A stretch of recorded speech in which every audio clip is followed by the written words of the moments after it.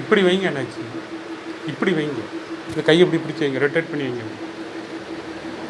இந்த கை பிடிச்சிக்கிடுங்க, சரியை விடாங்க. இப்படி இப்படி பிடிங்க அண்ணாச்சி. இந்த பெத்தனை பிடிங்க, இந்த பெத்தனை.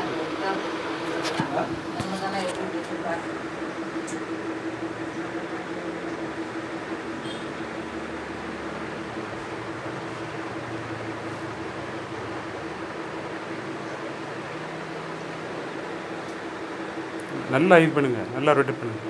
சரி.